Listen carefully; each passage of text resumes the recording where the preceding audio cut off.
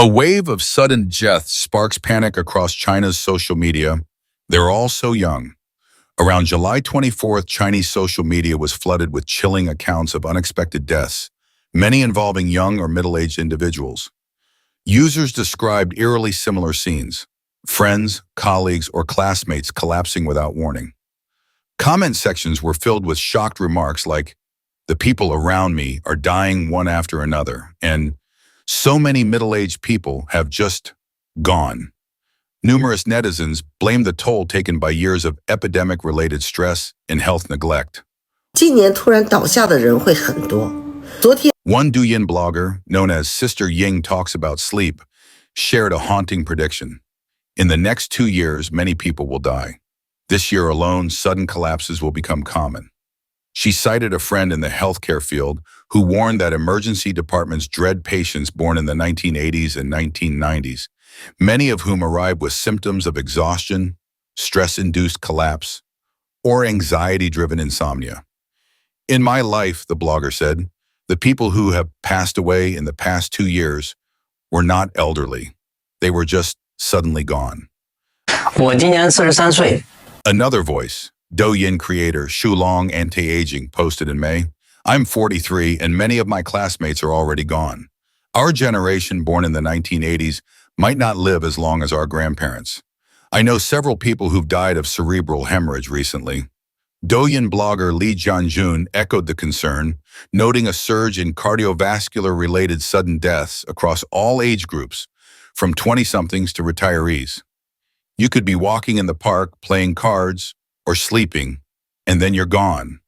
Jiang Yaqiu, chief physician at the Cardiovascular Center of Jilin University's First Hospital, shared on May 28th that at least 10 patients over 40 were being admitted daily due to severe heart vessel narrowing. "Heart attacks and sudden death now strike young adults like silent assassins," he warned. This unsettling trend struck a chord with thousands.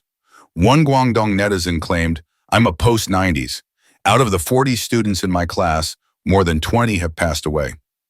Another shared, "My cousin, born in 1991, died suddenly just days before May Day. He was strong, healthy, then gone in an instant." A netizen from Shandong said, "My former boss died of liver cancer at just 39. He was only 1 year older than me." Others noted that not just the post-90s, but also those born in the 70s and 60s are dying in alarming numbers. Zhejiang and Hubei residents chimed in, "2 classmates born in 1994 passed away. 1 in 5 of my classmates from the post-90s era is gone."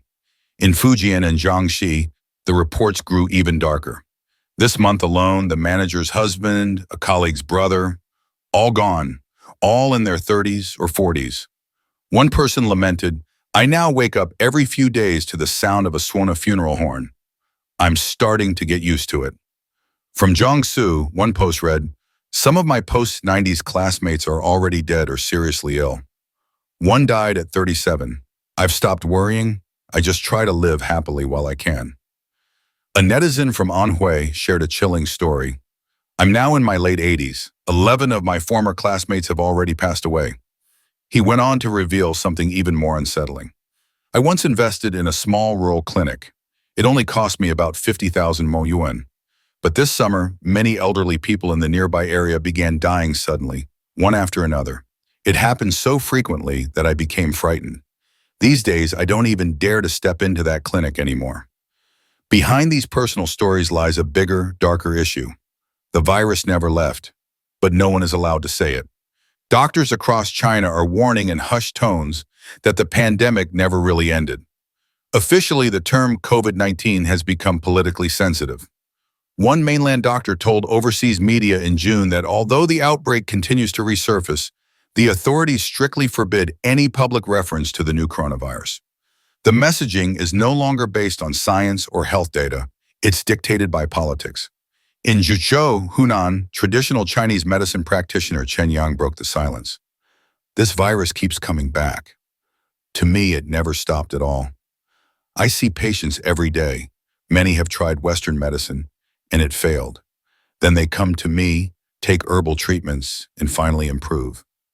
But there's a catch. Even if people die from the virus, We are not allowed to say so. The cause must be something else. I estimate that 1 billion people in China have been infected already, and this virus may have silently claimed the lives of hundreds of millions. While these statements may sound exaggerated, China's own health data raises serious questions. On July 5th, the Chinese Center for Disease Control and Prevention released its official report on infectious diseases for June. Over 605,000 cases of Class B infectious diseases and 2,311 related deaths. The illness with the highest case count?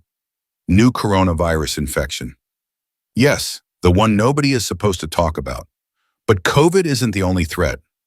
A new outbreak of chikungunya fever has emerged in Foshan, Guangdong, and already spread to nearby Macau. Online discussions about the outbreak are quickly deleted or blocked, fueling speculation that the Chinese Communist Party is once again suppressing epidemic-related information.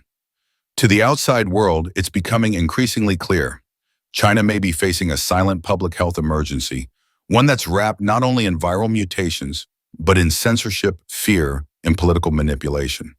Why are cases of sudden death happening at increasingly younger ages?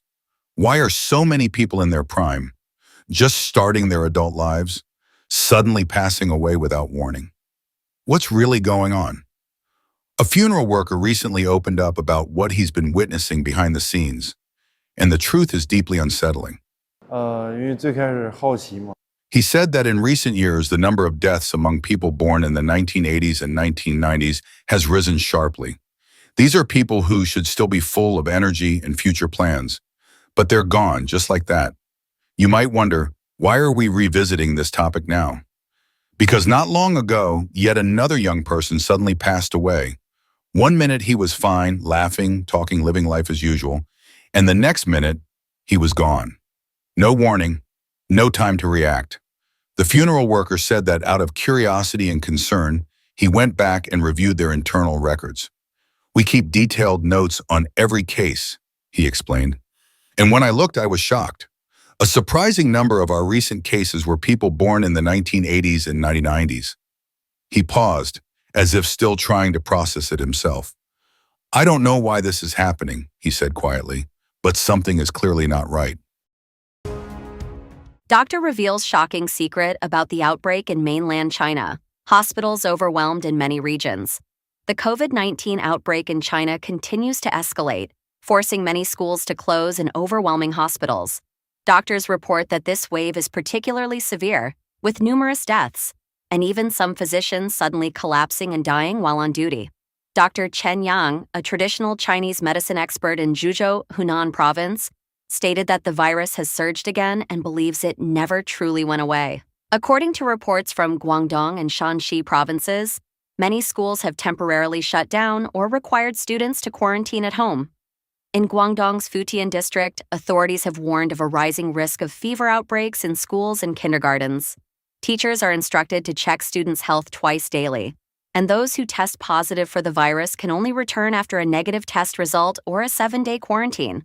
Dr. Kang Hong, who works at a clinic in Guangzhou, revealed that a new wave of infections has recently emerged, affecting many people.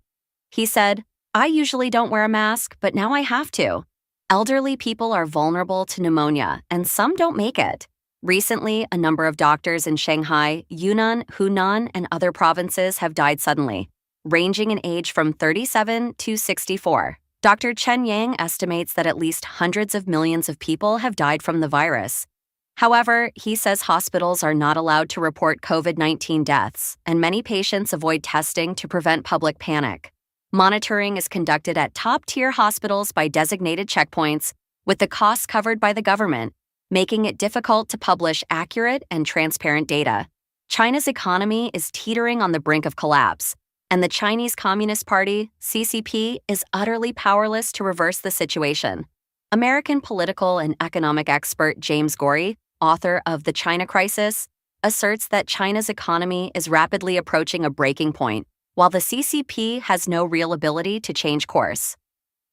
In an article published by the Epoch Times, he argues that the Chinese economy is now in a life-or-death state, simultaneously hit by severe macroeconomic pressures, prolonged deflation, a depreciating yuan, weak consumer demand, and a declining population, core problems that can no longer be masked by official statistics. Neither state-released figures nor CCP leaders' public statements can conceal the depth of this economic decline, nor can it be resolved through authoritarian decrees. China's GDP growth rate, once touted by the CCP and many global economists as proof of the viability of state capitalism, has in fact been manipulated for at least the past decade. While Europe and the United States struggle to achieve 2% growth, Beijing has consistently reported around 5% GDP growth, including in Q1 of 2025, a figure widely considered unrealistic. The real estate sector, which accounts for as much as 30% of China's economy, continues to collapse, with housing prices falling for 22 consecutive months. Meanwhile, Europe, China's second-largest trading partner, is facing economic stagnation, and trade with the United States, its largest export market, has plummeted from 21.6% of total U.S. imports in 2018 to just 13.4% in 2024. The looming threat of new tariffs could further exacerbate the situation. In an export-dependent economy, if both major trade partners are weakening, where will the growth come from? This question has puzzled researchers at the University of Chicago, who estimate that China's real GDP could be as much as 60% lower than official figures suggest. Statistics on unemployment, wages, and even population numbers are all considered unreliable. The glossy image Beijing has constructed over decades is not only eroding but shattering under an economic system driven by political loyalty rather than market forces. Data manipulation has become normalized, forming a pillar of the CCP's political legitimacy. Beyond corruption, theft, and falsified statistics, four major macroeconomic forces are dragging China into an abyss: deflation, currency depreciation, weak demand, and population decline. These factors are interrelated and often amplify each other's effects. For instance, the collapse of the real estate sector is a key driver of falling prices, but not the only one. Worker strikes over unpaid wages have sharply reduced disposable income, weakening domestic consumption. Combined with overproduction, the gap between supply and demand is widening. As these conditions persist, consumer sentiment grows anxious and pessimistic, and even government stimulus efforts have failed to revive spending. Deflation typically increases the relative value of money, but the policies of the People's Bank of China have instead caused the yuan to depreciate, making it harder for people to afford goods, even as prices are falling. Overproduction in both industry and real estate is driving prices down, squeezing corporate profits and depressing wages. With falling prices, a weakening currency, and vanishing business profits, how much longer can Chinese consumers endure? And how much longer can CCP policymakers continue to deny this reality? Data manipulation is so rampant that even population statistics are distorted. Some provinces have inflated their population figures in order to receive more central government funding for education, pensions, and social welfare. Some estimates now suggest that China's actual population may be below 1.3 billion, or even lower. Regardless of the precise number, the truth is clear. China's population is rapidly shrinking, and the trend is irreversible, despite state incentives to encourage childbirth. Cultural factors, such as an aging population, reluctance among young women to have children, low incomes, declining marriage rates, a shrinking number of women of childbearing age, and near-zero immigration have rendered Beijing's efforts futile. As the consumer base contracts under the weight of an aging society and a shrinking labor force, how can household consumption possibly grow? Amid falling wages, high unemployment, currency devaluation, and an accelerating demographic decline, China's domestic market is becoming increasingly fragile, with an ever darker outlook. The CCP has no viable solution to stimulate consumption or income. Foreign investors and businesses are pulling out of China at an unprecedented scale, and this trend is likely to continue.